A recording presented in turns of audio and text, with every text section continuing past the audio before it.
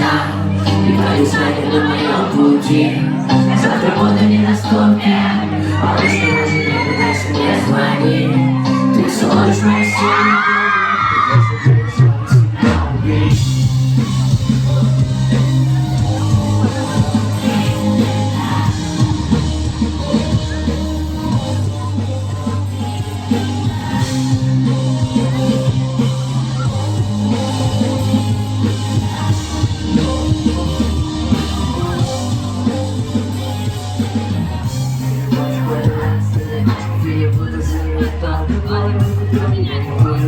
Когда в подушку без связи, счастливо ночью звонят, раз тобой пора, я много пошу.